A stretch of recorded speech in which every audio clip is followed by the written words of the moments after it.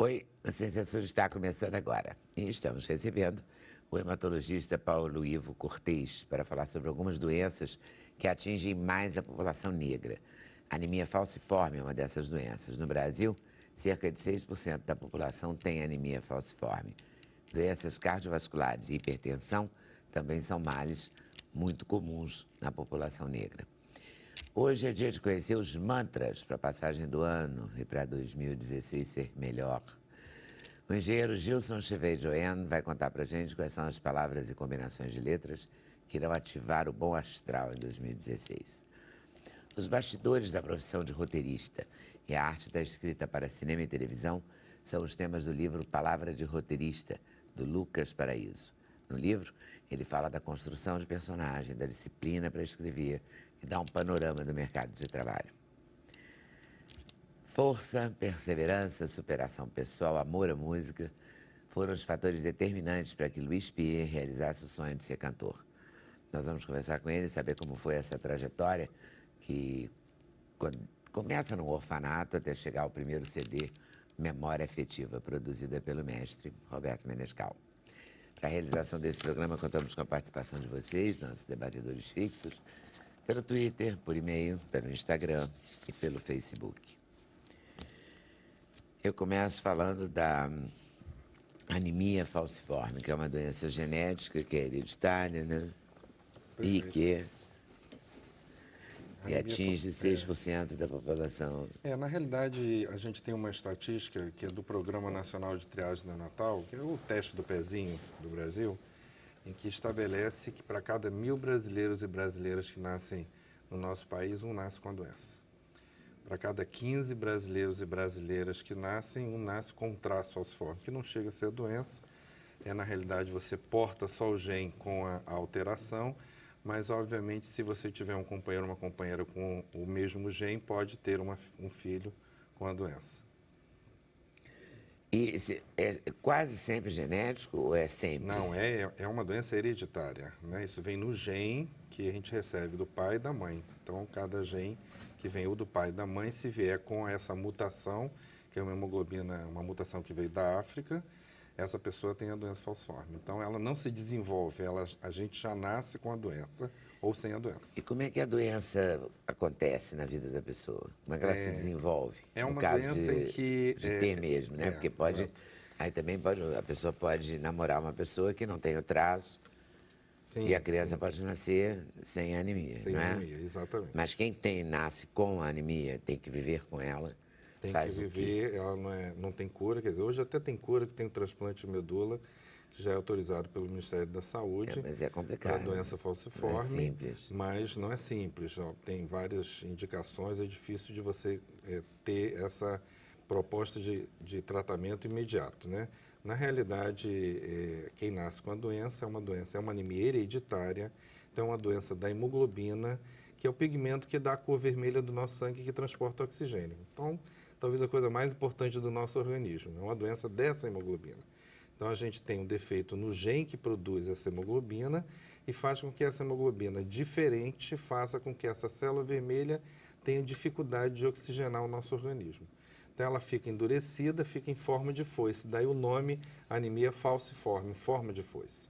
E essa célula não oxigena direito os lugares, ela, por ser endurecida, ela acaba entupindo os vasos sanguíneos e fazendo com que tenha dores, que são os sintomas mais comuns dessas pessoas com a doença falciforme. É a primeira causa de procuras emergências para quem tem doença falciforme, é a dor. Uma dor lancinante. Dor em qualquer lugar do organismo. Por onde tiver um vaso que entupir, pode ter dor. Então, você vai ter dores nos ossos, que são as mais comuns, porque é onde tem mais dificuldade de oxigenar, mas você pode ter dor no coração, você pode ter dor na barriga, você pode ter dor na cabeça, pode ter dor no maxilar, parece até uma dor de dente, na realidade não é dor de dente, é dor da crise da doença falciforme.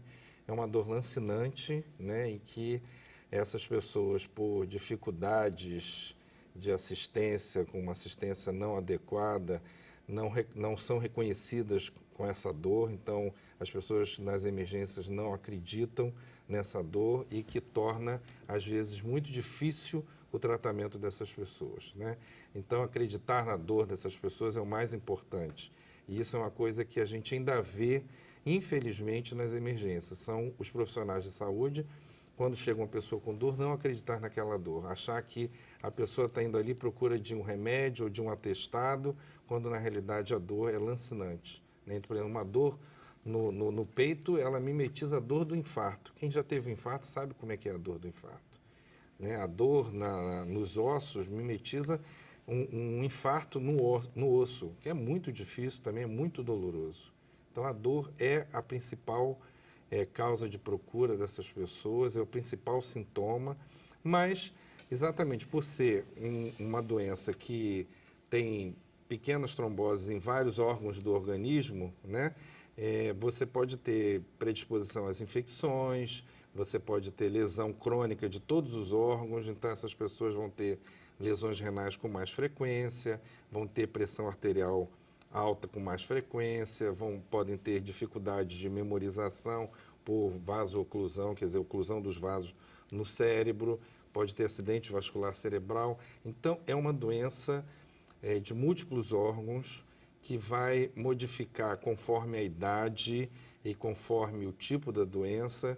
É uma doença difícil o tratamento e que muitas vezes vai trazer uma qualidade de vida muito ruim, né? Então, existe um tipo brando, um tipo médio, um tipo não existe pior? brando. Existem alguns tipos de doença que têm menos sintomas, mas todos eles devem ser reconhecidos como doença falciforme. Se nós vivemos num país miscigenado, né? A nossa população negra é gigantesca, né? 50%, segundo o E IBGE. nós nos misturamos o tempo todo, não é? Exatamente. Então, por que que isso não é assim mais difundido, o tratamento? Por que que não se acredita na dor? Não é? Porque ela sempre foi uma doença da população negra. E a gente historicamente sabe que a população negra mais pobre. sempre sofreu muito de preconceito, é uma população marginalizada, é uma população vulnerável que ainda sofre de racismo, principalmente o racismo institucional, aquele que está cristalizado em atitudes práticas no dia a dia da vida das pessoas e que a gente não reconhece que aquilo ali pode trazer prejuízo para uma pessoa que vive com a doença. Como assim? Você acha que até no ambulatório? Porque a gente está vendo que o racismo está se Existe. mostrando, né? A cara do racismo tem aparecido com frequência. O próprio Ministério da Saúde reconhece o racismo, né? Na vida social, cultural, a gente tem percebido pela invasão das páginas, né? Que invadem a página da Thaís, depois a da outra. Maju. Da Maju, Maju, depois a dessa menina agora, Sharon. Enfim, Sharon. vão invadindo páginas, vão xingando no trânsito, na rua, a qualquer momento. A gente esse é um sente racismo isso muito... esse é um sei racismo lá, individual, crescente. né? Agora, o institucional, assim, você acha que é no atendimento? Institucional em todas as questões que envolvem atitudes e práticas com uma população. Quando você não dá visibilidade a um segmento da nossa sociedade, não vê as especificidades, que é isso que aconteceu com a população negra. É uma população que tem suas especificidades. Então, quando a gente vê que ela pode ter mais diabetes do que a população branca, e quando tem é mais grave, que ela pode ter mais hipertensão, e quando tem é mais grave, mais precoce, que ela pode ter uma saúde mental mais afetada, e aí a gente vê os determinantes sociais claramente afetando a questão da saúde mental. E essa matéria está no currículo da medicina? Não Nos está. cursos de medicina? Não está, infelizmente Deveria, não está. né? Deveria estar. Deveria, porque facilitava porque bem. a gente sabe que o racismo ele é um determinante de saúde. Ele determina a assistência à saúde. Mas acho tão claro, meu Deus, se tem essa coisa tão clara, mais diabetes, mais hipertensão, mais problemas de coração... Mas glaucoma, quatro vezes mais. Glaucoma, também. 4 vezes mais. E a possibilidade da anemia falciforme com trombose e tal. Então devia existir não acha? Uma cátedra, uma matéria, um semestre de aula. Isso foi uma para a gente trabalhar na formação do médico. Isso foi uma preocupação que se teve e hoje a gente já tem a política de atenção integral à saúde da população negra. Foi uma política que foi estabelecida, baseada num comitê de saúde da população negra que foi criado, se não me engano, em 2004, 2005, e que trabalhou bem essa questão de uma política de atenção integral, em que ela dá visibilidade não só à doença falciforme, mas essas diferenças étnicas, raciais que tem na saúde. E fazer com que os programas e as políticas que a gente tem hoje de saúde dê visibilidade a essa diferença racial, que não se dá. Então, quando a gente tem uma política de controle de diabetes, uma política de controle de hipertensão, se você não tem a visibilidade de que o negro ele pode ter uma hipertensão mais precoce, você não consegue botar o negro jovem num programa, porque ele está estabelecido que é para uma idade mais avançada. E aí, quando ele entra mais grave para o programa. E aí, obviamente, isso é fácil de a gente entender. Então, por que a mortalidade é maior no negro por hipertensão, por diabetes e pela própria anemia falciforme? Porque essas pessoas não têm acesso à assistência de qualidade. Não é só porque não tem assistência, é por uma questão de dificuldade de acesso mesmo. Não só social, mas dificuldade de acesso à política, porque ela não contempla esse indivíduo como um ser diferenciado. Quer dizer, é fundamental uma política de equidade, que é dar mais para quem precisa mais. Mas eu acho que também devia ter uma política de ampliar o conhecimento. Sim, sem dúvida. O conhecimento da população, né? Você sabia disso? Que ele está falando que, que tem mais glaucoma, que tem mais diabetes, que tem mais isso, mais aquilo? Você vê, né, na pele, né? Se você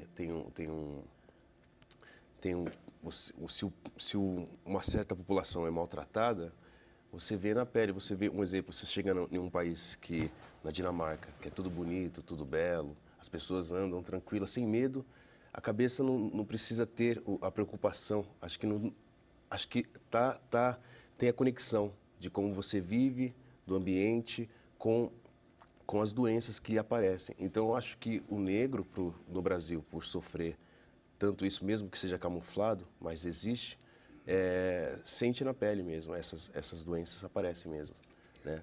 Aparece e, assim, eu não conheço, assim, eu não conheço, a não ser o Milton, tem algumas pessoas que tiveram diabetes fortes, assim, mas eu não conheço, como eu não tenho família, exatamente, eu não tenho vínculos, né?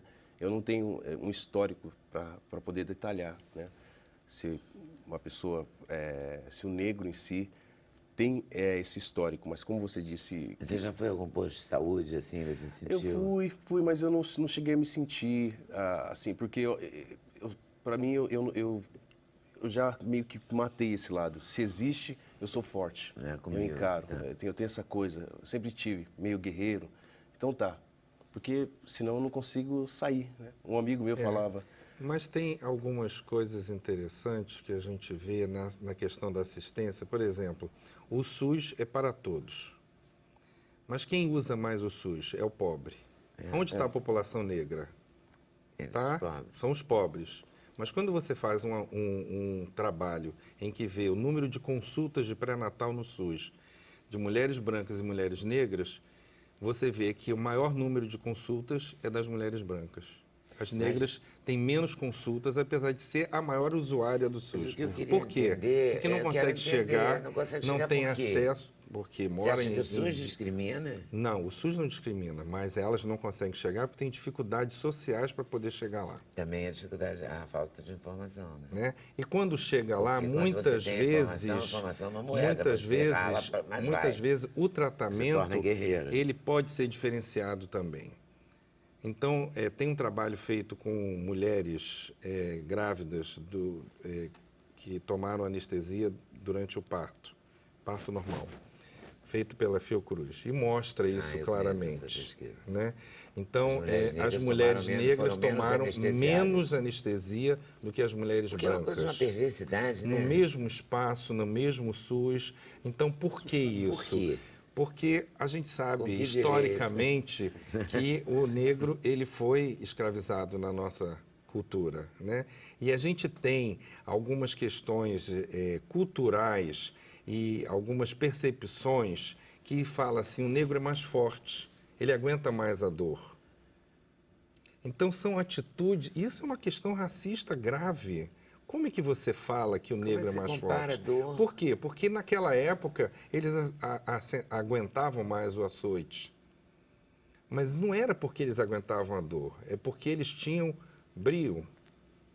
E apanhar sem motivo não era muito gostoso, né? Não era bom. Então Sim, ele mas tinha a gente vai arrastar isso uma até questão de quando? brio que tinha que aguentar. Né? Mas sim, A gente mas vai isso tá arrastar aí. isso até quando, né? E ele fala do velado, e é interessante, é velado, porque o racismo no Brasil... O Brasil é um país racista, mas quando a gente pergunta às pessoas, você é racista? Não. Ninguém é racista. E onde está o racismo? Ele é velado, sim. Ele é Eu acho que ele velado tá e a entranhado gente também. está. Se a Então é pessoa fala, fundamental "Não que sou a gente racista", bote para fora o outro nosso dia eu Como o racismo. machismo também, de alguma maneira, né? Como machismo também, exemplo. sem dúvida. Está entranhado mesmo, né, na nossa cultura. É uma mudança de hábito, uma mudança cultural, vai ser muito difícil. Mas a gente não é motivo para a gente não trabalhar isso. Queria contar uma história interessante que eu vivi quando eu tinha uns, sei lá, uns 17 anos. Eu vivia num condomínio em Teresópolis e a gente começou a organizar as festinhas, não sei o quê. Um dia eu e uns amigos tinham organizado uma festa dentro de um salão do condomínio e aí juntaram todos os moradores do condomínio para acabar com a festa. Não estava entendendo nada. Por quê? Porque eu tinha levado um amigo meu e de mais 2 caras, negro. A gente não sabia que levar um amigo negro ia causar problema. Podia despertar tanto aí problema. começou um tumulto desgraçado, uma coisa bárbara. Aí nós vem cá, vocês sabem quem é esse cara? Vamos lá, vamos até a porta do condomínio. Aí chegou lá, tinha uma Mercedes-Benz do ano com motorista, ele era filho do embaixador, não sei de onde. O cara falava 8 idiomas. Mas mudou o tratamento? Mudou. Totalmente. Totalmente. A festa foi permitida. Por causa da condição de poder ele tinha. Ah, mas você não falou. Se a gente sabe, esse é o Brasil, entendeu? Quer dizer... Mas aí eu acho que são interessante. dois racismos. Não sei se eu estou falando loucura, mas você pode me corrigir à vontade. Porque há um racismo social e há um racismo cultural. Às vezes eles se misturam. Mas se o negro for rico, dificilmente ele vai ser barrado num restaurante classe A. Ele não vai ser olhado, não é que ele seja barrado, mas ele não vai ser olhado com atitudes como um suspeito ou como alguém que pode aprontar alguma coisa. Mas ele vai ser olhado diferente. Se você, por exemplo, Mesmo vou que usar... ele seja aceito Não, se ele naquele, for famoso, naquele não. Se você, o ambiente... Pierre for, nesse momento, com o Milton Nascimento, a um restaurante classe A, sim. eles serão muito bem recebidos. Se ele for sozinho, não sei. É. Entendeu? Sim, Eu acho mas que há você isso. Eu não vê- estou dizendo que deve ser. mas mas Isso mesmo tem que assim ser você combatido vê... também, porque é uma coisa econômica. Como era É. filho tinha uma Mercedes, era bem visto. Sem era dúvida. bem quisto. Mas você bem vê, chegado. hoje mesmo você vê nas redes sociais atrizes famosas sendo, sofrendo Mas aí, a preconceito. partir- Porque é velado, né? Teoricamente, Porque não é ninguém está anonimato. vendo, exatamente. Ninguém está vendo, exatamente. Por isso É que o eu que digo, você é falou, velado. exatamente. É velado. No cara a cara, assim, com o famoso, ele se comporta. Os Exatamente. racistas. Exatamente. Né? E, assim, nós estamos falando dos indicadores de saúde, né? Quando a gente vê os outros indicadores, seja de trabalho, seja de ensino, então, por exemplo, o analfabetismo funcional, que são os 4 primeiros anos de alfabetização, ele é muito maior na população negra. A mortalidade por violência de arma acabou de de sair uma fogo é estatística aqui no maior Globo no esses homem dias. negro e a mortalidade do homem branco é por acidente de trânsito. Então é diferente a violência também. Então isso existe, isso é claro, isso é bem cristalizado. E a gente precisa combater essa questão, porque isso traz problemas graves para aquela pessoa que sofre, principalmente saúde mental. Como é que é você viver dentro de um lugar em que você sabe que a qualquer momento você pode sofrer algum tipo de preconceito, ser barrado em alguma questão, só pela sua condição de pele? Isso é muito ruim. Claro, péssimo. É muito ruim. O preconceito tem que ser combatido todo Exatamente. dia, né? E é interessante quando E você todos fala... os preconceitos, aí não é só contra o exatamente. negro. Nós estamos falando do Tem os racial, mas gays, tem os gays, tem os gordos, religiosidade, os né? carecas, Religiosidade os que toda, defendem, os que são cristãos e os que são das igrejas até religiosidade africanas. de matriz Claro. africana, né? Mas é interessante, É geral. quando você fala a questão da educação, é muito interessante isso, porque já tem algumas questões que já foram estabelecidas e que a gente, às vezes, não reconhece. É uma forma, inclusive, de racismo, é ter a lei, né, e você não aplicar ela, né? Então, nós temos, por exemplo, eu não sei se ela é municipal ou estadual, mas, de qualquer forma, nós temos uma lei no Rio de Janeiro que estabelece que tem que ser incluído no ensino fundamental a questão da história da África. E a gente não vê isso no dia a dia. Isso era uma forma de você já conscientizar a nossa população sobre a importância da nossa ancestralidade, a importância de saber de onde a gente veio, que a gente veio da África também, né? E reconhecer que isso faz parte da constituição da nossa sociedade, que a população africana, que é a Mãe África, constituiu a nossa sociedade também, ela foi feita pela Mãe África também, né? Então, assim, eu dou aula na Universidade Federal do Rio de Janeiro, em aula de medicina, e essa semana eu dei uma aula de anemia falciforme que eu dou, e todas as vezes que eu dou uma aula de anemia falciforme, eu tenho que contextualizar ela na questão da saúde da população negra, que é fundamental, né? Porque ela faz parte, um pedacinho da saúde da população negra. E eu gosto de falar porque ele é um pedaço, porque tem outras coisas, senão fica só a doença falciforme na linha de frente, né? E quando acabou a aula, uma aluna veio falar comigo, me agradecer e falar assim, poxa, professor, eu queria que mais professores falassem essa questão racial com tanta propriedade como o senhor falou. Eu me senti contemplada. E ela era a única menina negra naquela sala. 120 alunos, a gente sabe que isso também acontece. É a questão da inserção. Na sala de aula, do restaurante, é a questão da né? inserção, exatamente. E mesmo na Universidade Federal, né? Isso, a Universidade Federal. Eu vou ter que fazer um intervalo, tá? Então a gente faz uma pausa aqui e volta já já. Sem censura, um programa da TV Brasil.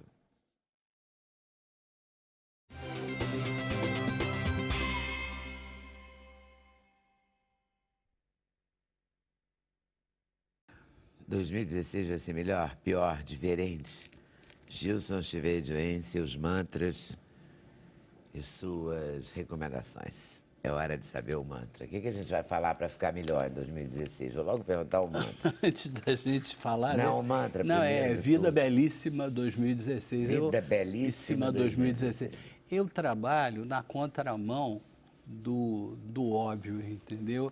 Agora, por que eu estou falando isso? Porque tudo que eu faço como engenheiro é entender o funcionamento do cérebro da gente como um processador de informações. E a gente cria códigos para marcar o tempo que não são verdadeiros, porque o tempo podia estar sendo marcado há 35.233 anos e agora a gente estaria no 35.233. Mas como a gente marca o tempo da era cristã para cá, então nós vamos entrar em 2016. 2016 trabalha um arquivo dentro do inconsciente que é a sala 9, que é a sala da transcendência. Esse ano, Leda, você imagina que todo conhecimento humano está dentro de uma caixa. Tudo que a gente sabe e os limites do que a gente sabe estão numa caixa. O ano de 2016 a gente vai sair fora da caixa. A cada 9 anos a gente sai fora da caixa. Então, isso tem implicações de quebrar todos os paradigmas, entendeu? Quebrar tudo que é certo, que a gente ficou até se ajoelhando para aquilo como se fosse uma coisa importante, vai mudar. Então, é um ano que é uma faca de dois gumes, porque, primeiro, ele pode fazer com que surja, por exemplo, na política, gente que a gente nem imaginava levando o Brasil para um outro caminho, um caminho bom. Mas essa retomada de racismo que estavam conversando, né? Isso tem muito a ver com uma posição dentro da gente de fundamentalismo. Você vê que o fundamentalismo, não só o religioso, né? O fundamentalismo em diversas áreas, as pessoas estão ficando mais radicais. Quer dizer, o racismo está assumindo uma forma de fundamentalismo. Quem não é negro é como se o mundo vai só ser bom sem os negros. Quem segue alguma linha acha que o mundo tem que seguir aquela linha. Então, é um ano que a gente tem que tomar cuidado com esses caminhos fundamentalistas e ficar atento para eles. Agora, por outro lado, é um ano que pode romper com toda uma sabedoria da razão, porque a razão, ela é um instrumento limitado que a gente tem. Eu costumo dizer, quando eu dou aula, que a razão é um instrumento evolutivo. Você, quando diz assim, eu não entendi isso para mim não tem lógica, talvez o teu equipamento de razão não tenha evoluído suficientemente para você poder processar aquela informação e entender. Agora, tem uma coisa do ser humano, que é essa sensação que você tem, que os grandes gênios, tipo Einstein, Companhia Limitada, pessoas que sentem coisas e dizem assim, não, eu acho que o tempo vai sofrer uma compressão com o aumento da velocidade. Ele primeiro sente isso, depois é que ele vai fazer equações para chegar àquelas conclusões. Então, isso é o ano de 2016, entendeu? Por isso, eu faço uma aposta na possibilidade, eu acho que nós atingimos, vamos falar de Brasil, do mundo também, uma situação tão complexa. Né? A gente está vendo, todo dia que eu abro a televisão, acho que vão explodir a Torre Eiffel, entendeu? Dá uma sensação assim de que tudo é possível, né? Então, eu acho que esse ano vai surgir um caminho novo que as pessoas... É fora da razão quando você vê cientistas políticos, economistas participando de entrevistas, todo mundo fala assim, nós podemos dizer uma coisa em comum, ninguém sabe onde é que isso vai chegar. Quando se fala do Brasil, pior ainda, mas pode chegar num lugar legal. E o que eu faço, pelo menos para pessoas que estão ligadas ao que eu faço há 37 anos, é criar códigos que elas, usando repetitivamente, instalem nelas crenças, são os mantras que eu crio. Então, Vida Belíssima 2016 é um código para estimular você para uma série de atitudes boas, de construção, de caça, de exercício de poder. O Brasil, o nome Brasil é um nome que, nome de país é difícil, é quase que beira a impossibilidade de se mudar um nome, né? Mas o Brasil é um nome ruim como mantra, porque Brasil reduz para um. Um é a individualidade humana. Eu acrescentaria essa história do racismo, que nós vivemos num país de egoístas, de individualistas. Aqui pode estar pegando fogo em tudo, ninguém se une para nada. Você sabe que eu falei isso tem uma hora mais ou menos, por causa de uma ambulância no carro da polícia. Fazia um barulho ensurdecedor, cheguei na janela da sala, nenhum carro se mexeu. Não. A ambulância tinha sirene, Legal. O carro da polícia tinha sirene, todos os carros permaneciam nos mesmos lugares. Ninguém tentou, sabe, aquela coisa normal? De É como se dissesse, não é problema meu, não é minha mãe que está lá dentro, da janela. Né? E ainda tiram fotos, né? Não, ninguém tentou chegar para o lado. Fazer selfie entendeu? disso. Mas não houve nenhum carro, nenhum ônibus, nenhuma van, ninguém se moveu, ninguém. Aquilo durou 10 minutos, o tempo que abriu o sinal, que aqueles carros andaram. Claramente, a gente assistiu isso da janela. Como era muito barulho, estava me irritando, porque sirene é irritante, né? Dá vontade de você, sei lá, dar uma angústia. Eu detesto sirene dentro do túnel, então é horrível. Não há uma união para dizer assim, vamos abrir o caminho para o cara passar. Ninguém se moveu, centro da cidade do Rio de Janeiro. Não, Aí eu falei isso, que aqui no Rio as pessoas são muito egoístas. Então mas esse número Brasil não é só no Rio, não, né? não. O no Brasil é uma área do cérebro ligada à individualidade. É o princípio que controla a individualidade humana. Nós somos individualistas por natureza. Entendeu? Nós não sabemos o que é vida social, comunitária, é tudo blá, blá, blá. É tudo blá, blá, blá. Isso o cara justifica a monta um gente não ter... partido para dizer que te ama, que te adora, Depois que chega no poder, ele pensa nele. Isso explica também a nossa falta de movimentos voluntários efetivos. É claro que tem um monte de gente que faz trabalho voluntário lindamente, mas não é uma tradição nossa. Não é? Entende? Dedicar um tempo, fazer um trabalho. A gente fica encantado quando sabe que alguém está fazendo, mas a gente nunca acha tempo para fazer. Japoneses, né? Aconteceu aquela coisa lá do tsunami, você vê a cidade, um ano já estava toda Construir. E as pessoas ajudando, né? Dando água, então... E outra coisa interessante, existe dentro da gente uma área onde fica a experiência do caçador, que nós já fomos na nossa ancestralidade caçador você precisava matar alguma coisa para comer, né? Mas nós continuamos sendo eternos caçadores. E eu noto no Paulo, aí, no que ele falou, uma caçada por um objetivo, né? Que ele ficaria feliz se aquilo acontecesse. Todos nós caçamos.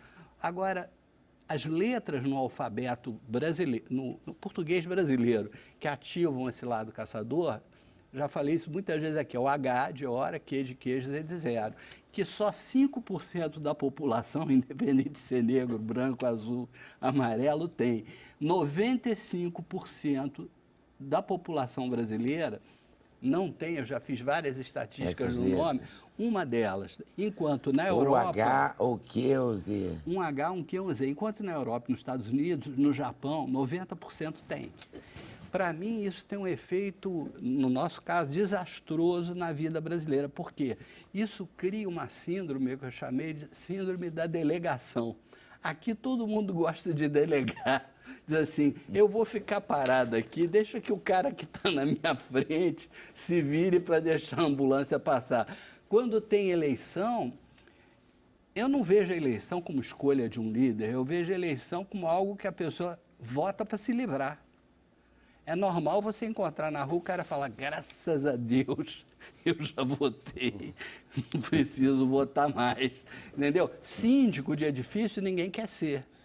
Alguém quer que alguém assuma, para depois poder meter o pau e tudo, mas isso é uma incapacidade de meter a mão na massa. Isso tudo vem do número 1? De falta de capacidade de exercer poder. Mas é por conta do número 1? Não, isso é falta desse estímulo nessa área que eu chamo de sala 8. Aí quando eu crio um mantra, que eu venho aqui todo ano fazer isso, crio mantras para isso, para aquilo, eu crio códigos que estimulam, na maioria das pessoas que não têm essa capacidade. Eu acompanho resultados, aí a pessoa começa a usar, os que usam, evidentemente, as pessoas começam a mudar, começam a ter atitudes de exercício de poder, começam a fazer coisas que elas nunca fizeram na vida delas, e começam a mudar. O Vida Belíssima 2016, ele não é bom porque essa frase é bonita, né? Vida Belíssima 2016, mas se fosse Vida Maravilhosa 2016, poderia não criar efeito nenhum. Eu fico, às vezes, 3 meses pesquisando palavras que estimulem capacidade de poder, anulação de individualismo, capacidade de Só para entender que eu me perdi aqui, o individualismo é por conta do Brasil ser número 1. Brasil, BRASL, se você somar os efeitos, dá 1. Dá 1. Dá 1. E as vogais, ainda vou te dizer mais uma coisa, reduzem para 7, tá? Isso significa assim, o desejo do brasileiro é o desejo do bote. Sabe o que é desejo do bote? É o seguinte, você imagina uma leoa parada naquele estado que ela está olhando qual zebra que ela vai pegar para comer. Então, aparentemente ela está calma, mas não está. Ela é uma bomba atômica prestes a explodir. Na hora que ela toma a decisão, ela sai numa direção. O brasileiro vive isso, e isso no comportamento humano desenvolve frieza, desenvolve, além de individualismo, que faz isso, você desenvolve frieza, desenvolve uma capacidade de reagir com violência em situações que ali não deveria ocorrer. Por que todo mundo é macho para brigar por causa de time de futebol? Por que ninguém se junta, vai lá e arrebenta outras coisas que poderiam ser arrebentadas? Não fazem nada, mas futebol, eu sou Flamengo. O Flamengo já tem torcidas que no próprio Flamengo, que uma arrebenta a outra. de exemplo, um descontrole. Agora, em 2016, o que vai acontecer é que há essa possibilidade de se romper com isso tudo, sabe? Porque a vida humana, dentro do inconsciente, vai do 1 ao 8. O 9 é como se você saísse numa neblina onde tudo é possível, tudo é possível. Podem surgir soluções, você vai se guiar mais, você vai ver pelo teu feeling. Eu posso dizer que quem se guiar pelo feeling em 2016 vai acertar muito mais do que tomando decisões racionais, entendeu? Ele pode quebrar a cara tomando decisões racionais e pelo feeling não. Pelo feeling o ano de 2016 favorece a isso. Eu posso traduzir o feeling por intuição? Intuição sensitiva, é a capacidade que ninguém ensina isso em colégio, né? Em colégio você aprende tabuada, você aprende matemática. Aliás, numa reunião de negócios, se você chegar e falar assim, olha, eu sinto que a gente deveria fazer isso, você fica desmoralizada, porque sentir é considerado um sentimento menor. Agora, mas sente por quê? Não, porque eu sinto.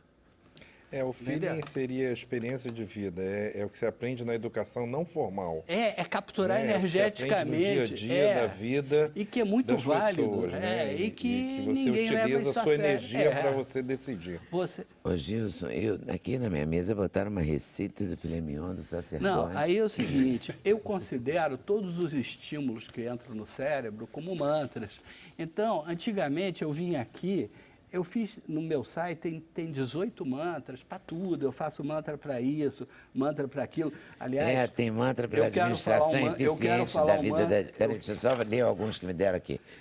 O Vida Belíssima 2016, o que é mágico e maravilhoso 2016? É uma outra opção de mantra para 2016, mágico e maravilhoso 2016. Isso é para promover uma comunhão da gente. Isso aí é para alinhar mundo, você harmonicamente com a vida que eu considero amor, capacidade de luta, capacidade de funcionar, fazer as coisas funcionarem. Porque, aliás, aqui as pessoas gostam muito de coisas que elas não recebem porque elas nem... É o cara que quer ganhar na Mega Sena e nunca jogou na Mega Sena, entendeu? Aí pode...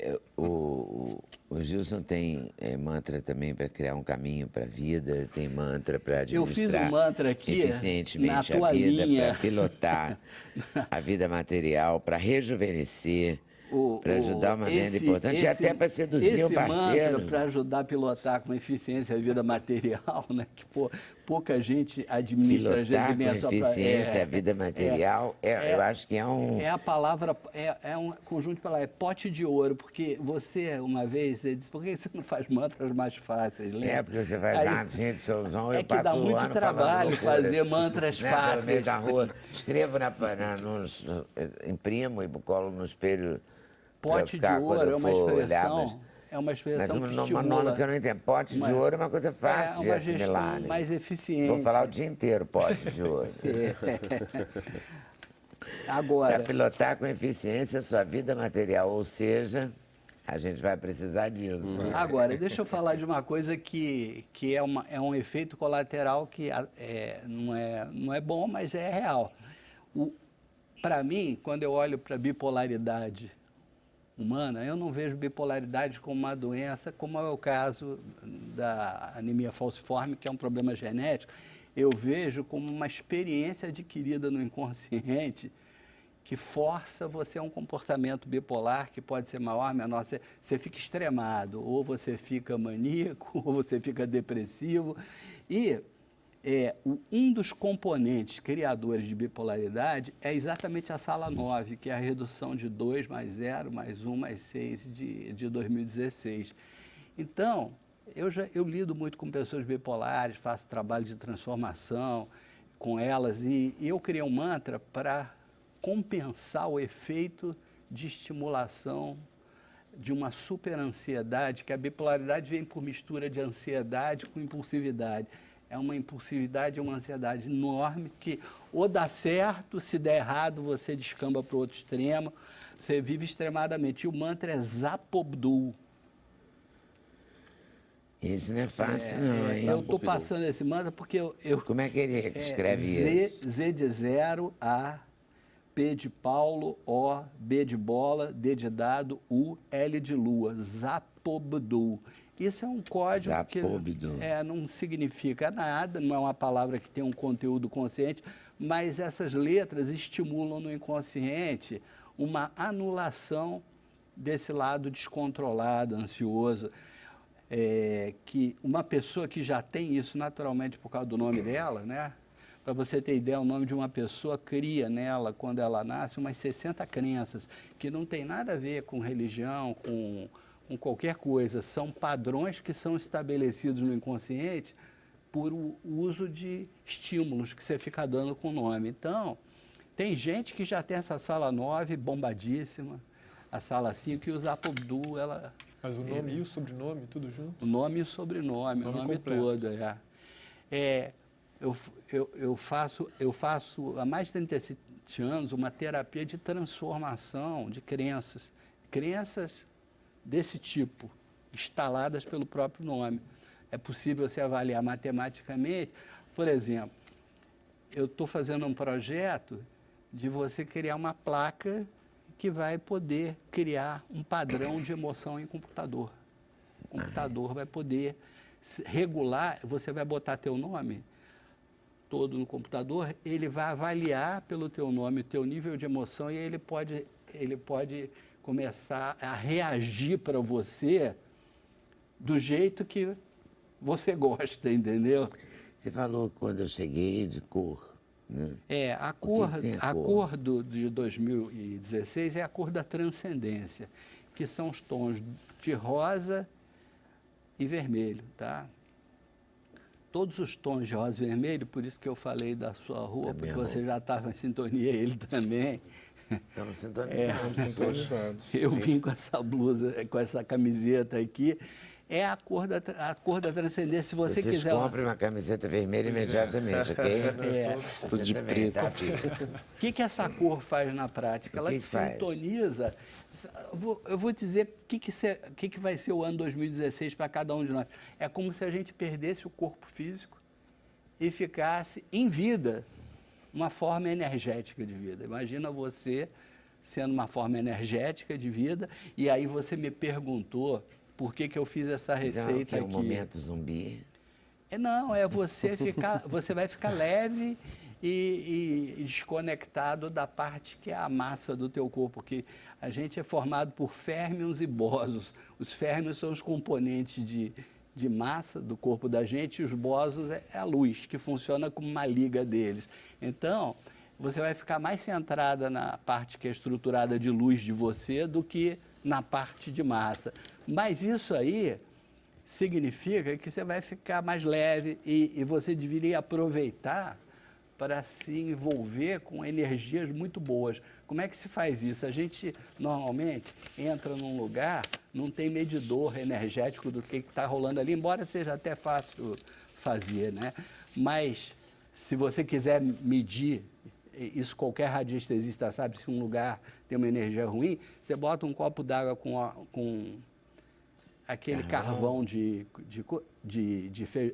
acender Carvão de lareira, né? churrasco. Ele fica boiando. Se ele afundar em uma semana, a energia é normal. Se ele afundar em meia hora, aquela energia ali está E se toda... afundar no dia seguinte? Não, também não. O normal é afundar ao longo de uns 7 dias, é uma energia que tem uma determinada estabilidade. Mas aí, você não vai ficar fazendo isso em cada lugar que você puder. Então, vai entrar em contato com a natureza, vai entrar em contato em tudo que é bom, entendeu? E é bom fugir daquelas pessoas que você já conhece naturalmente, que são um chupacabra, né? Emocional, aquelas pessoas escapar é melhor. Porque é normal num ano como 2016 você chegar à noite em casa cansada, desgastada, sem que você tenha tido problema nenhum, entendeu? É porque você vai absorver problemas de outras pessoas. Momento esponja, né?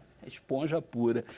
Aí eu comecei, de um tempo para cá, pesquisar receitas de comidas que funcionassem harmonizando as pessoas. tudo que a gente come cria um efeito de informação no inconsciente. A comida não é só metabolizada porque ela entra assim, faz isso, faz aquilo.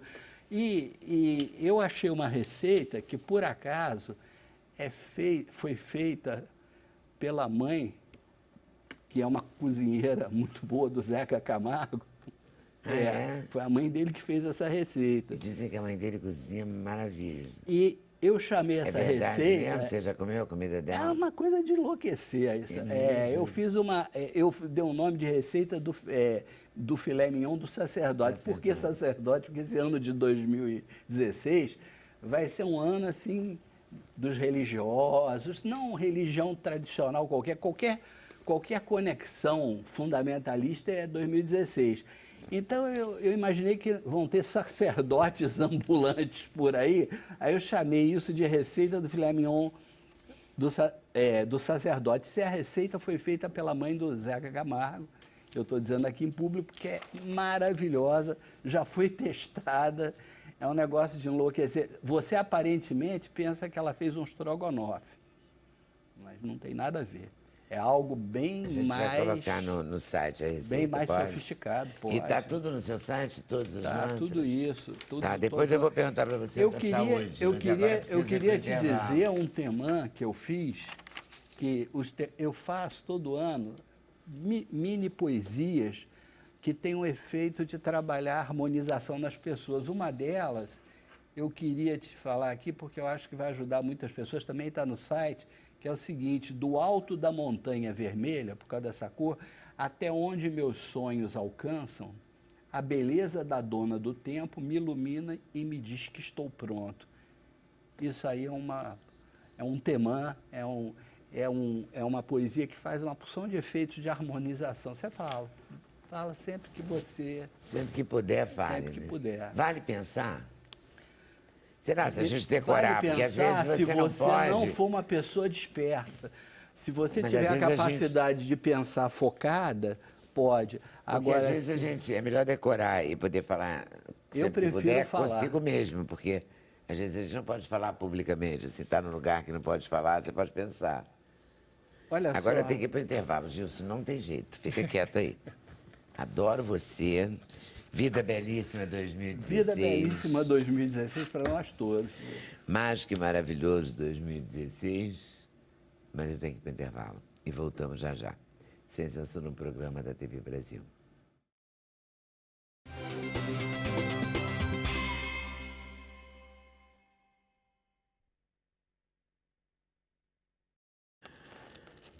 No último bloco vai ter uma surpresa do Gilson. Aguarde. Agora eu vou saber que nessa conversa do primeiro bloco, quando a gente falou de genética e de anemia falciforme, o Luiz Pierre falou uma coisa que me chamou muita atenção, que ele disse: eu não tenho família. Você não conhece ninguém da sua família? Não, ninguém. Mas Você foi criado num... Hoje em dia tem outro nome, orfanato. Hoje em dia chama abrigo, né? Hoje em dia que se chama abrigo, exatamente. Mas era orfanato naquela orfanato, época. Onde, Pierre? No extremo leste de São Paulo, né? Mogi das Cruzes, né? Fiquei 5 anos lá e depois me transferiram para um outro. Fica em Poá, uma cidade vizinha. Em algum momento, você, claro, quando você vai crescendo ali, você vai tendo vontade de saber, né? Uhum. Você perguntou para as pessoas como é que eu vim parar aqui e ninguém sabia? Não, nem Ou tanto. você não perguntou? Porque o orfanato se chama Aldeias SOS, né? É um orfanato internacionalmente conhecido, super famoso. E esse orfanato, ele na Segunda Guerra Mundial, um filantrópico chamado Hermann Gneim, ele veio de uma família de 9 irmãos e uma mãe solteira. Era a família dele mesmo. E ele, olhando as crianças que estavam todas ali órfãos, porque os pais foram para a guerra, né? E as crianças ficavam todas lá. Ele falou: vou fazer o seguinte, vou criar um orfanato com o formato que eu acho certo, que eu acho ideal de família, que é 9 crianças e uma mãe. Então, hoje tem em 190 países, uma comunidade, se chama Aldeias porque é uma comunidade, são 12 casinhas, a casa central, que é onde fica o diretor, E cada casinha das 12 são 9 crianças e uma mãe. Então ele trouxe o modelo que ele achava que era perfeito para uma família e empregou nessa rede de orfanatos, né? Podemos dizer assim, em todos esses orfanatos no planeta inteiro. Então eu vim dessa estrutura eu era uma dessas crianças das 9. Qual era a sua casa? Oi? Casa 1, casa 2? Lá se chamava por país, né? Casa Suécia, Casa Dinamarca. sua? A minha acho que era Casa Suécia, era a minha. E então eu vim desse modelo de 9. Então E é um modelo que você acha que você sofreu ou não? não. Foi, Então, foi doce, assim, de alguma forma? Né? Eu acho que eu me mantenho sereno hoje por ter tido esse afeto de 9 irmãos, né? De ter tido esse acolhimento. Então, eu não tenho família, mas tenho família, né? Então, eu tive uma infância normal, como todas as crianças brincavam com... Até hoje eu chamo de irmãos, né? Onde eles estiverem, eu chamo de irmãos. Então, eles são meus irmãos, na verdade, né? Então, na verdade, não é de sangue, mas acabou Sendo uma família muito forte. que acabou a família escolhida depois. E eu fiquei praticamente desde os 3 até os 17, aí já não tem sangue que segura, né? Que bloqueia esse... E como é que você descobriu a música? A música, eu quando tinha 9 anos de idade, uma família que estava fazendo doações ao orfanato, lá recebe muitas doações, né? De roupa. Eles estavam com uma vitrola, com 27 discos, e tinha uma vitrolinha meio velhinha, mas funcionava. E como lá é extremo leste de São Paulo, não tem nada para fazer muito assim. É futebol, é brincadeira de criança, ou como eu tinha recebido esse presente, eu ficava escutando as músicas que tinha lá. E lá, por minha sorte, tinha Joe Contrane, tinha os grandes do jazz. Nossa, era uma boa vitrola, boa caixa essa. Tinha salsa e tinha muitos da Caetano Veloso, Milton. E eu fiquei escutando isso por muito tempo, muito tempo, porque era o que tinha, né, lá. Era o meu brinquedo favorito. E eu cresci, com 17 anos fui embora do orfanato, porque com 18 anos você tem que ir embora, né? Para dar oportunidade para o próximo que vai chegar. E aí eu fui trabalhar no Hospital das Clínicas. Fiquei lá, trabalhei durante 2 anos e saí. Quando eu saí, por eu não ter família e eu estava fora do orfanato, do Hospital das Clínicas, eu não tinha como ter recursos, né? Então eu fui para o centro de São Paulo, porque o centro de São Paulo você encontra pensões baratas, abriga, né? Você que é uma pessoa que não tem ninguém, lá tudo bem, né? Conhece o centro de São Paulo? Então, lá aceita, você chega, tem pensão, paga R$5, sei lá, e entra e dorme e tal. E eu fiquei lá por uns 3 anos. Ainda dentro desses 3 anos eu consegui trabalhar no cinema, como lanterninha, e eu ia limpando e cantando, né? Ia cantando. Eu não sabia nada ainda se ia ser cantor ou não. E aí o chefe lá falou, você tem uma voz grave, vem ser locutor. Vem ser o locutor nosso aqui, anunciar. Não precisa fazer cursos, vem pra cá. E aí eu ficava anunciando pipoca, café, compre aqui, né? Boa noite. Eu encorpava a voz, de propósito. Como é que você fazia ver? Boa noite, o nosso café é um dos mais maravilhosos. Venham experimentar. Aí, eu ficava no ônibus escrevendo. Você fazia uns textos. Fazia uns textos. Eu achava que estava promovido ali, né? Eu estava. E eles, estavam promovidos. Melhor você trabalhar com a lanterninha.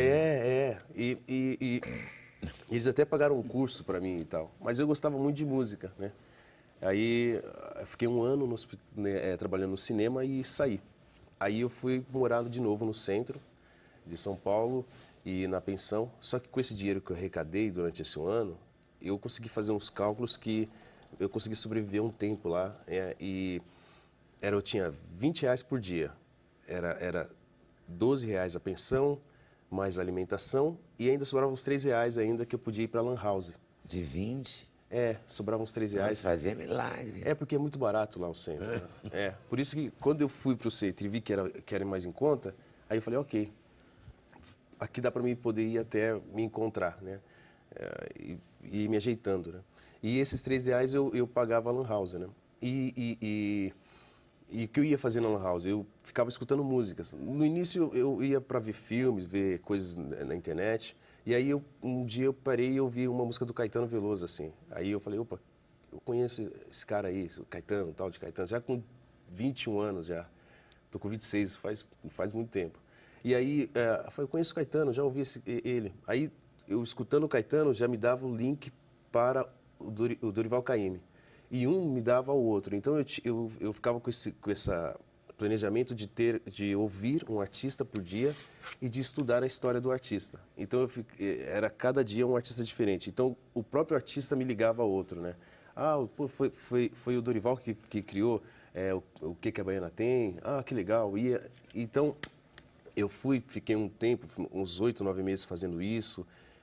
O dinheiro me deu bem, tal, deu para me segurar por um tempo. E aí eu encontrei um amigo, eu conheci, eu fui convidado para trabalhar numa casa de um astrólogo em São Paulo, que ele gostou muito da minha história e viu que eu estava muito sereno, mesmo por ter passado esse tempo na rua e tal. Eu estava sereno, estava lúcido, tinha estudado muito, né? Porque esses momentos que eu passava na Lan House era estudo para mim, né?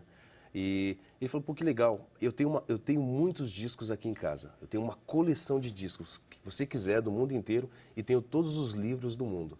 Fique à vontade, aproveite. Então eu trabalhava, servia café, servia isso, ajudava na casa e tinha um tempo para estudar. Essa fase foi uma fase que eu fiquei mais livre, não precisava se preocupar com a alimentação, em trocar roupas. Eu tinha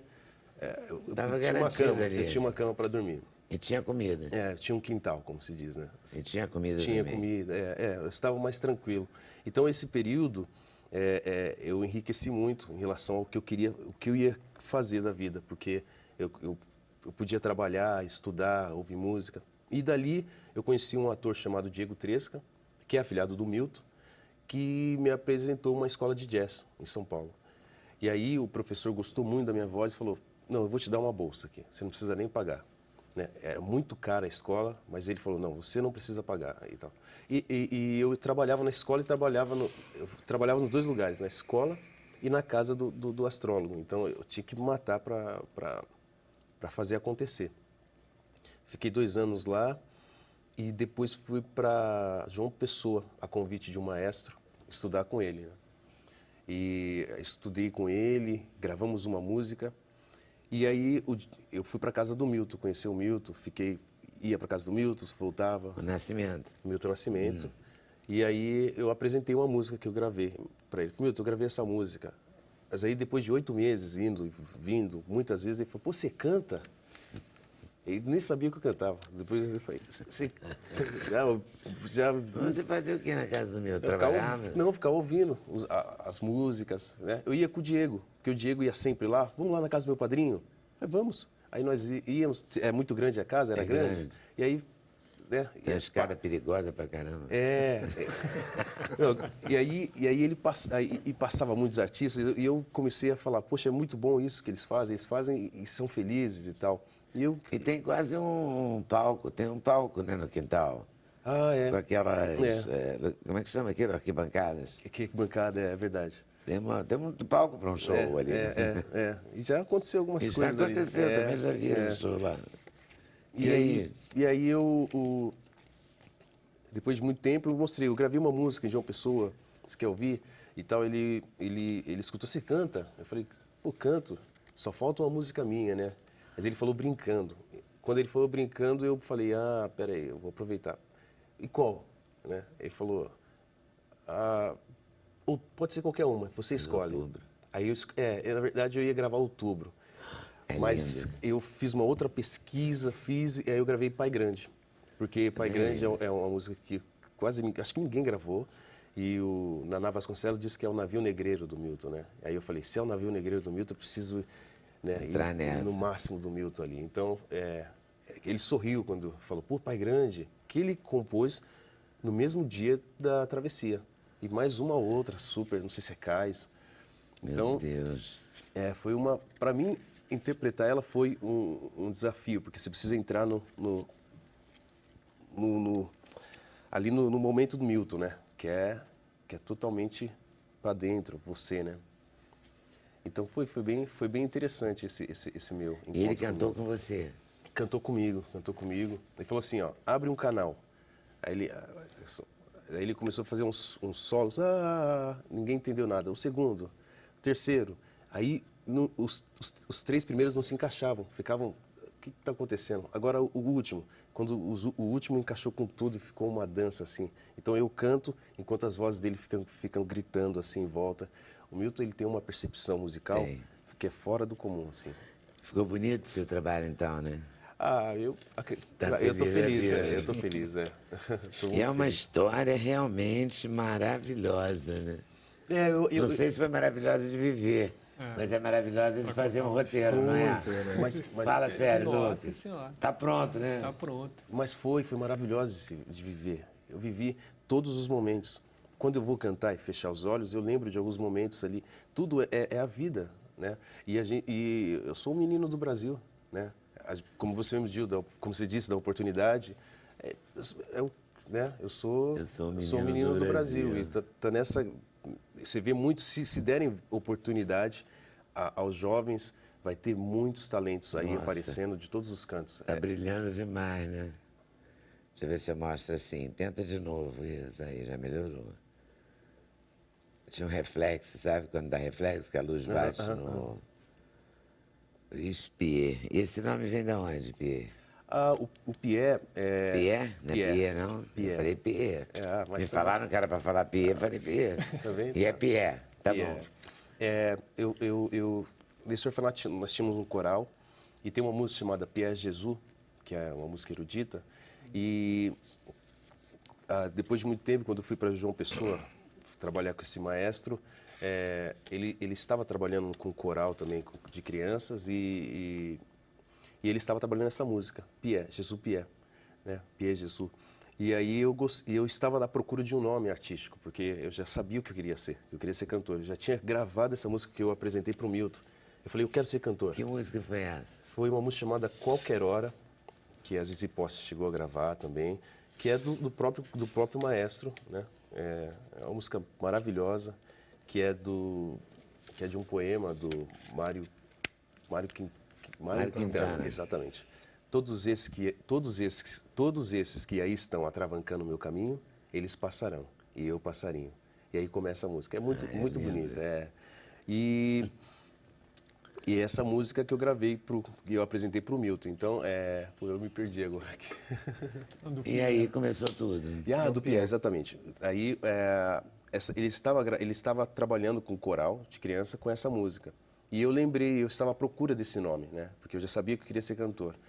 E aí eu peguei. Porque Seu nome é qual é mesmo? Luiz Fernando. Luiz Eu Fernando. acho que não dá para, né? Luiz Pierre. Eu gostei. Luiz Pierre. Todo mundo me chama de Pierre. Ô Pierre. Eu gostei, né? A sonoridade também. É curto, é forte, né? Pierre. E você é muito bonito. Obrigado. Muito simpático. É bonito, tem um E sorrisão. com uma história dessa, né? Simpático, tem história dessa. Adorei, quero ouvir você já, tá? Tá bom. Agora eu vou falar com o Lucas, que faz roteiro, que já viu que a sua vida é um Eu já roteiro. estou imaginando uma história. É um roteiro, tá pronto esse roteiro, né? Vamos É conversar um disso diamante aí. a ser lapidado esse roteiro, Muito certo? lapidado. Material bruto não falta, né? Muito bom, Muito bom. muito bom. Muito E bom. a boa história é fundamental para o roteirista? A boa Ou não? história, não, fundamental. Às vezes as pessoas me perguntam assim, né? Eu sou roteirista, sou jornalista, dou aula de roteiro. Qual é o segredo para contar uma boa história? Né? O que eu preciso? Ter boa história. Saber que história você quer contar. Porque isso é muito difícil, Leda. Apesar da gente achar que, eu sei, né? A história dele dariam várias histórias, né? Depende um pouco da perspectiva, do recorte que você faz. E isso, quando você escolhe o recorte e aprofunda, a chance de você explodir na recepção daquela história é muito maior, né? Eu acho. Você faz roteiro há quanto tempo, Lucas? Você é jornalista, você é professor? Sou jornalista. Isso tudo foi paralelo? O roteiro foi paralelo ou o objetivo era o roteiro? Não, eu me formei em jornalismo na PUC em 2001, há 14 anos atrás, e fui para Cuba, para a Escola de Cinema de Cuba, a ECTV, Escola Internacional de Cine e Televisão. E fiquei 3 anos lá, estudando roteiro, de 2001 a 2004. Eu já trabalhava um pouco com jornalismo antes de ir para lá, mas o jornalismo diário me angustiava muito. Essa coisa de você todo dia ter que contar uma história e abandonar aquela história, contar uma história e abandonar uma história.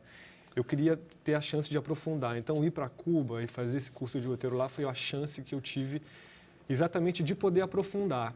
E aí fiquei 3 anos estudando roteiro, aí ganhei uma bolsa para fazer uma pós-graduação em Barcelona. Fui estudar roteiro também, uma pós em roteiro, e aí fiz mestrado em dramaturgia e fiquei 10 anos fora do Brasil, entre Cuba e Barcelona. Eu fiquei de 2001 até 2010. Cuba foi uma escolha ideológica só ou foi uma escolha porque Não. a escola é boa? Assim, eu conhecia muito pouco da ideologia e do sistema antes de ir para Cuba, mas eu fui passar 15 dias para fazer um curso curto em 2001 e fiquei muito encantado com tudo, né? Mas a decisão da escola, porque essa escola, ela atrela as duas coisas, né? Ela não é uma escola comunista, mas é uma escola que trabalha muito a questão humanista da criação. Ela é muito pouco técnica, apesar de ter uma técnica fantástica. Todo mundo acha que é Cuba, mas não tem isso, né? Então, a perspectiva humanista da vida foi o que me deu a vontade de ir para aquele lugar. De ficar lá, né? Exatamente, De aprofundar lá. Né? Exatamente. E fiquei, e foi E transformador. você fez em livro... Foi transformador. Eu vou todo ano, né? Eu vou dar aula lá todo ano, no E Carnaval. esse seu livro é de perguntas e respostas? Ele é um livro que, na verdade, deriva de um filme chamado O Roteirista. Tem lá no YouTube, O Roteirista, o filme.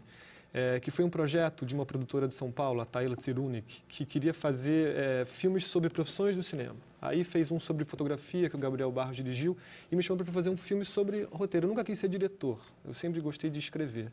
Mas como eu era jornalista e roteirista, eu falei, bom, um documentário sobre roteiro eu tenho que saber fazer.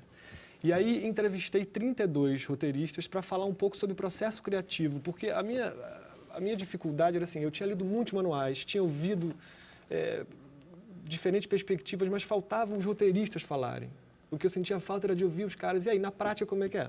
Quando alguém te chama para escrever uma história, o que você faz? Quando você vê o seu filme, o que você sente? Como é que é essa relação, né? E aí comecei a descobrir essas pessoas, e pessoas muito idiosincráticas, pessoas muito particulares. E aí, quando você vai fazer um filme, você tinha 3 horas de conversa com cada roteirista, você vai botar num filme, você tem 2 minutos de cada um. Eu falei, gente, tem muito mais material fora do livro do que dentro do livro. Aí eu propus para a Taila, falei, vamos fazer um livro, vamos transformar isso num material de estudo, né? E a gente fez o livro, teve uma primeira edição pequena que a gente lançou em 2011, esgotou, e aí o Senac abraçou essa segunda edição e a gente ampliou. Fiz mais entrevistas, aumentei as entrevistas. E, na verdade, quando as pessoas me perguntam assim, mas esse é um livro, é um manual de roteiro? Eu falei, não, esse é um anti-manual de roteiro. Porque, na verdade, ele está mais para confundir e para provocar que você descubra a sua própria metodologia a partir de outras várias metodologias, sabe? Eu gosto muito dessa ideia. É claro que existe cânones, mas esses cânones têm a ver com a coisa da intuição que a gente estava falando antes, né? Assim, a intuição é fundamental para o trabalho do roteirista. Você pode decorar todos os manuais de roteiro, você pode ser um roteirista sem aptidão para aquilo. Se você consegue combinar as duas coisas, eu acho que é isso. Você sempre pode ser médio, né? Em qualquer profissão. Exatamente. Não é? Exatamente. Você precisa de alguma coisa a mais, né? Que além do conhecimento, né? Exatamente. E o olhar sobre o conhecimento, o olhar humanista, talvez. O olhar crítico. O olhar crítico. É Alguma coisa você precisa para... Não basta só... Quer dizer, o que não invalida estudar. Não. Eu sou fundamental. Você é professor, pós-graduado. Exatamente. É toda uma formação, Exatamente. né? Eu passei 10 anos da minha vida dedicado ao estudo, mas também ao estudo da minha própria vida. Assim, a análise, para mim, eu falo que é um componente fundamental para mim. Eu falo que outro dia eu ouvi uma frase muito boa, que o que os psicanalistas fizeram para o cinema argentino foi fundamental, né? Porque assim, a psicanálise é muito argentina, então tem essa... E tem uma coisa legal, assim, só complementando essa coisa das diferentes perspectivas, o livro, cada um dos roteiristas que eu converso, ele abre com a mesma pergunta, o que é um roteiro para você?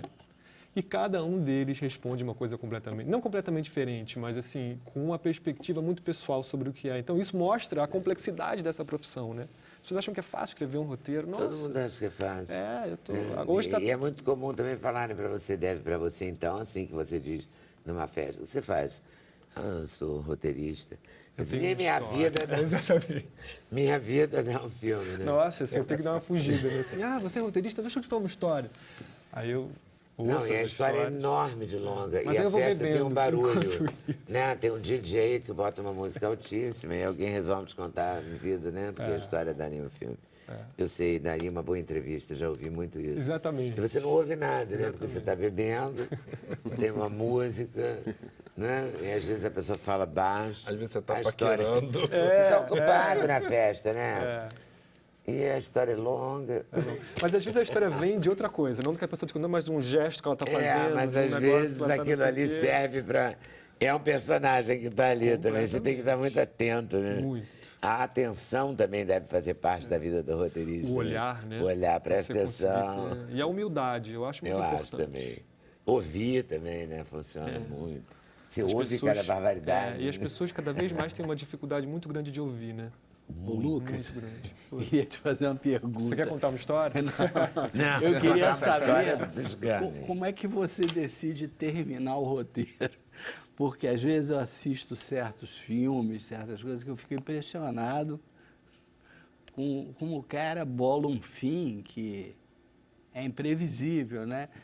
Quando você já começa, você já sabe como vai terminar ou Depende. vai pelo depende. meio? O Jorge Furtado diz uma coisa muito boa, que o bom final é aquele surpreendente e inevitável ao mesmo tempo, o que é uma contradição, né? Surpreendente e inevitável. Um exemplo clássico, O Sexto Sentido, né? Quando você descobre, não vou falar o spoiler, mas quando você descobre o final do eu filme, vi você o fala, filme, pô, mas é isso. E aí você para rever o filme, é claro, só podia Aí ser ficava aquilo, aquelas tudo- pistas estavam distribuídas para que você não as visse. Então eu acho assim, algumas histórias, a grande maioria, para um longa-metragem, por exemplo, para uma série de televisão, a gente costuma sim pensar no final e caminha nessa direção.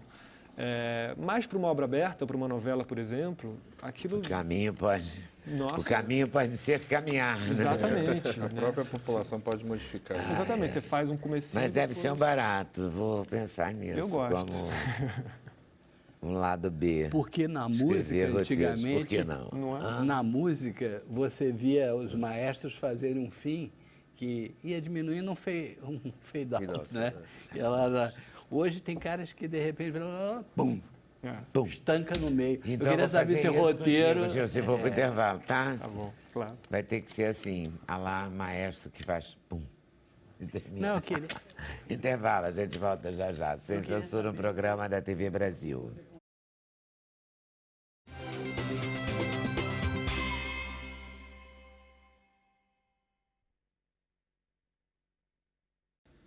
Vou começar legislando em causa própria. É porque ontem a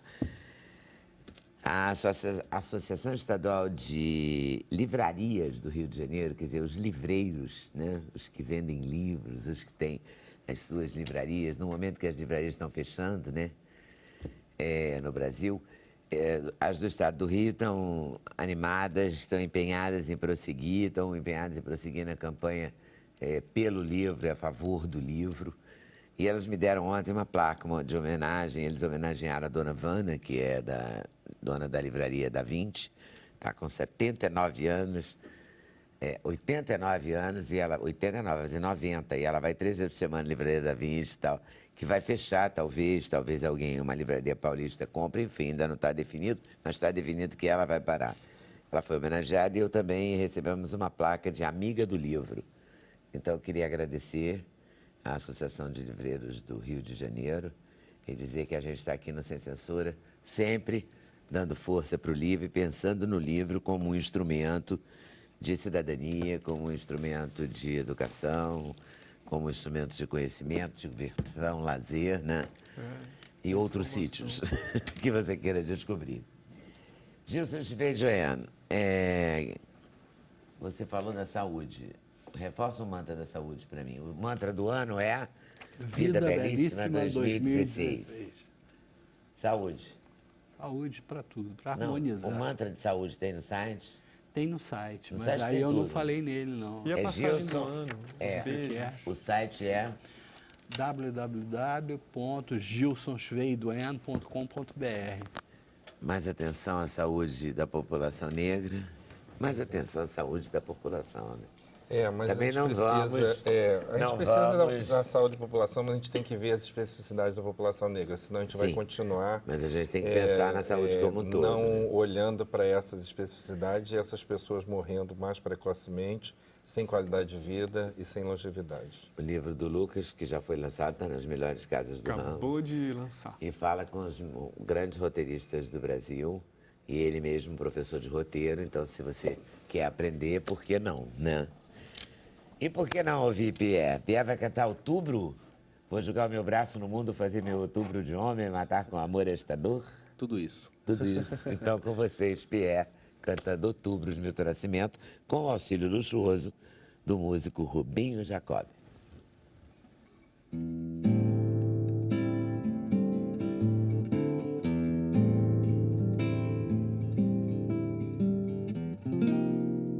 Tanta gente no meu rumo, mas eu sempre vou só.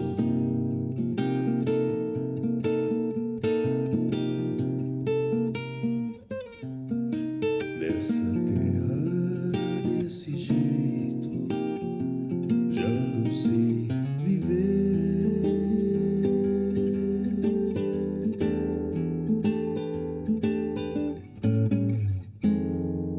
Deixo tudo, deixo nada, só do tempo.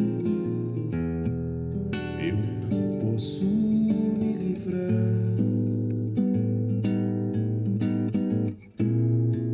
Ele corre para ver meu dia de morrer.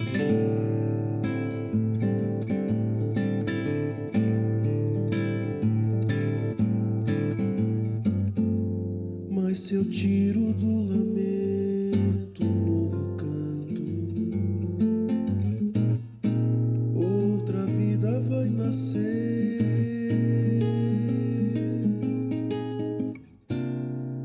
Vou achar um novo amor, vou morrer só quando for.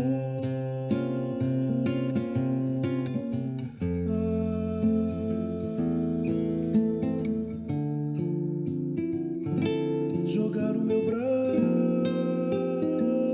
no mundo, fazer meu outubro de homem,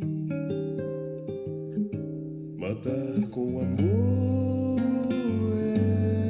essa dor. Vou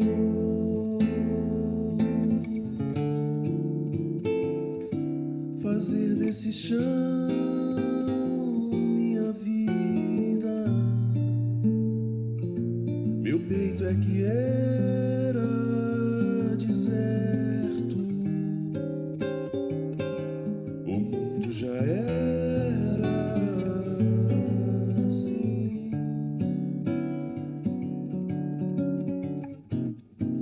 Tanta gente no meu rumo, mas eu sempre vou só.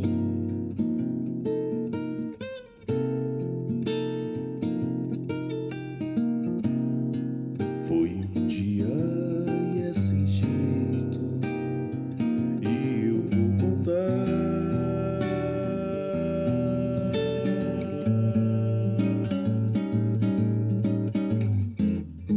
Certa moça me falando alegria.